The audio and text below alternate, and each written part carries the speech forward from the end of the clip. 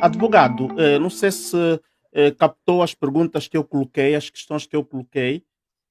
Se pode também trazer-nos aqui uma, uma ajuda para compreendermos. Portanto, o estado de sítio não foi decretado, pessoas à noite não podem circular, e entre outras, menores de idade que estão ali também a saquear e é possível que podem prender todos ou é uma prisão seletiva? Tu já nos respondeste dizendo que é um teatro que está a acontecer, te sentes envergonhado. Mas aqui fica mesmo essa pergunta. Estas pessoas, esses delinquentes que foram localizados, porque aqui começam a nascer suspeitos.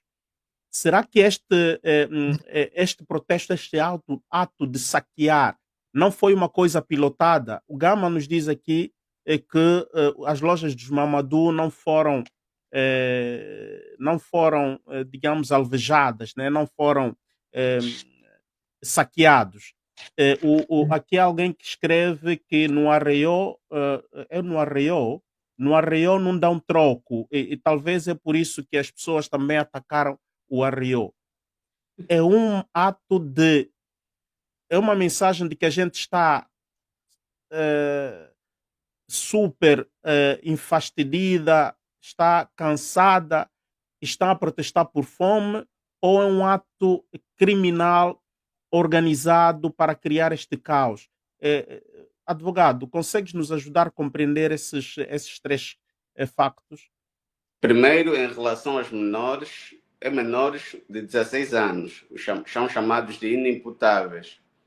A esses não se aplicam penas nem medidas de segurança. Nos termos do Código Penal, há o julgado de menores, que há medidas de prevenção criminal e outras medidas que são aplicadas sempre que um menor de 16 anos estiver em conflito com a lei. Portanto, não se aplica aqui, no caso em concreto, alguma situação que possa colocar o menor a responder criminalmente. Isto, entre nós, é impossível. Por outra, não podemos, diríamos, apelidar os indivíduos de altamente perigosos ou de delinquentes. Isso até é pejorativo. Porquanto, se eles são indivíduos que estiveram em conflito com a lei, cometeram crimes e foram responsabilizados, cumpriram e hoje já não têm crimes, nunca podem associar o passado criminal ao presente dele hoje, salvo se a continuação da atividade criminosa existirem indícios, processos que estão sendo instruídos e que vão ser responsabilizados nos termos da Constituição e da lei. Ninguém deve ser eternamente apelidado de altamente perigoso ou de delinquente. Isto até para um Estado democrático de direito não se faz, não se deve fazer. Agora, se o indivíduo for indiciado e há instrução, chamada instrução preparatória para a recolha das provas, etc., etc., testemunhais, documentais, objetos, documentos. Portanto, isto é um ritual próprio que vai depois chegar a julgamento e o juiz também vai fazer novamente o próprio julgamento, o julgamento propriamente dito, e depois vai definir se há certeza jurídica, aplicar a pena respectiva, ainda recurso. Só quando uma decisão condenatória não for mais recorrível, não há mais recurso, aí sim, este indivíduo foi condenado e, portanto, deve estar a cumprir a pena. Não podemos, e não é correto, é inconstitucional estar a apelidar os indivíduos de altamente perigosos ou de delinquentes. Mesmo que, isso deve ser percebido aqui, encontremos o cidadão em flagrante delito, está a cometer o crime agora e foi, assim na linguagem comum, apanhado ou, tecnicamente falando, detido. É inocente, porque a responsabilidade de julgar é do juiz, através de um processo onde ainda assim há princípios que devem ser respeitados, como, por exemplo, o princípio do contraditório, o princípio da ampla defesa. O cidadão tem direito à defesa. Por isso é que a ordem criou aí um plantão de advogados para estarem a defender esses indivíduos, para garantir também, porque a advocacia é essencial na administração da justiça, a igualdade das partes, aqui com respectivas aspas. Está o juiz, está o procurador, está também um advogado tecnicamente preparado para defender o cidadão em causa, o arguído no caso. Portanto, ainda assim, não obstante existirem indícios, processos, julgamentos, enquanto a decisão condenadora não for transitada em julgado, aqui entenda-se definitiva, há presunção de inocência. Nós Agora, temos que incutir, sim. agora estes cidadãos que estão neste momento, neste caso, em estado de detenção, na leitura que nos estás a trazer, praticamente vai dar em nula. Se eles levarem no tribunal, possivelmente o juiz poderá os soltar todos eles, ou como é que tratamento, que cenário poderemos ter caso forem para o tribunal? Sim, um momento. Nesta primeira fase, se o Ministério Público entender que devem ser privados preventivamente da liberdade, vai, diríamos, passar a bola ao juiz de garantias. O juiz de Uhum. garantias vai aferir os pressupostos gerais e específicos da aplicação da medida mais gravosa, que é a prisão preventiva, que é perigo de fuga, continuação da atividade criminosa, o crime que estão a ser indiciados é superior a 3 anos, a pena abstrata é superior a 3 anos. Pronto. Esses elementos todos o juiz deverá aferir. Se eventualmente esses indivíduos forem soltos, podem responsabilizar os agentes que o detiveram ilegalmente.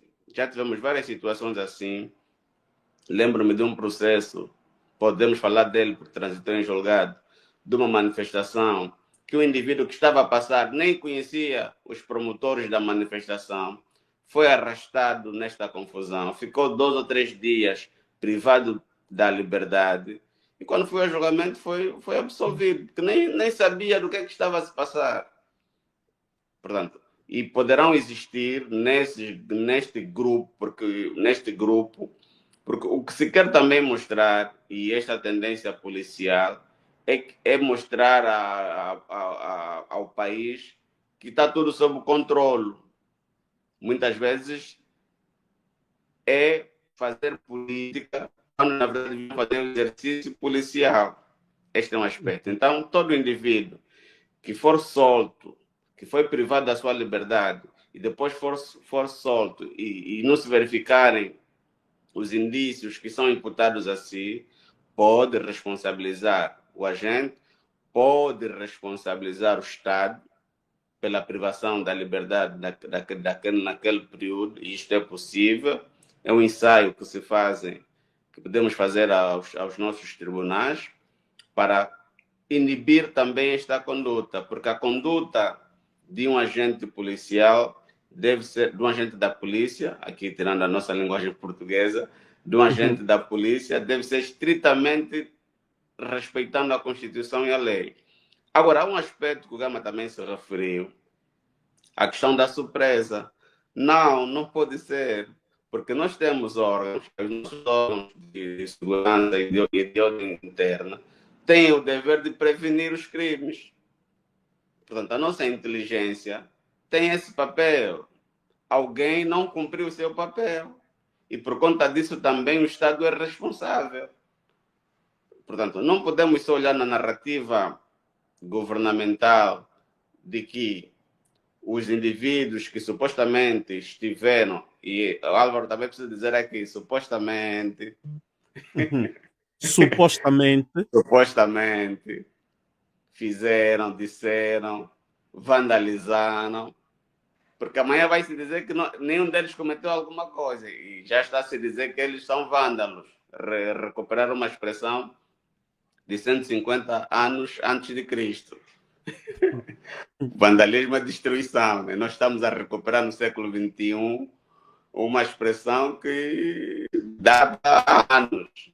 Uhum. Data há anos que andaram a destruir Roma, todos os monumentos e sítios e obras de arte, etc, etc. Portanto, devemos ter algum cuidado sempre que nos pronunciamos em relação a indícios criminais. Colocar sempre o cidadão na presunção, para que depois os órgãos competentes, no caso, a polícia vai instruir, o Ministério Público vai fiscalizar a ação penal, vai concluir a instrução preparatória, a acusação pública, com os elementos que vão reforçar, elementos probatórios que vão reforçar o crime.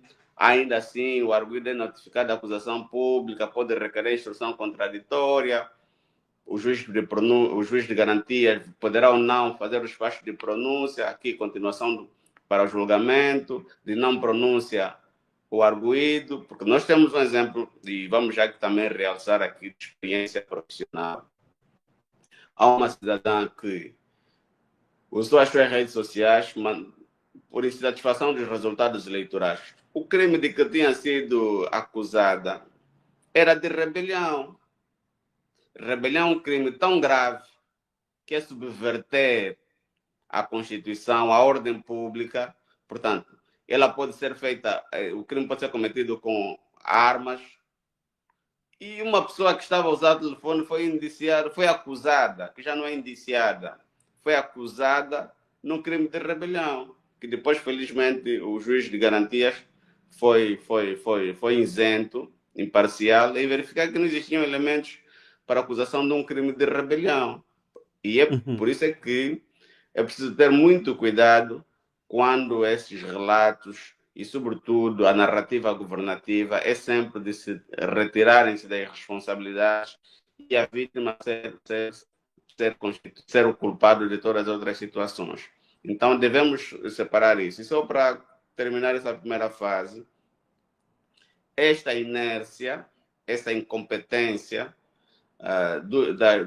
das forças de ordem e segurança devem nos ajudar a refletir, porque isto já se diz hoje que é um ensaio do que poderá ser 2027. Então, Uhum. isto significa, além da melhoria da qualidade de vida das pessoas, que é um dever de quem governa, é necessário que o processo eleitoral seja conduzido de forma isenta, imparcial, e que o voto do cidadão, do eleitor, seja mesmo conferido. Porque se existir aquilo que assistimos em 2022, que o porta-voz da Comissão Nacional Eleitoral vem publicar os resultados globais, sem apresentar os resultados parcelados, sem os comissários terem acesso ao centro de escrutínio, sem com a comunicação social pública atuar de forma ilegal, o caos pode ser pior.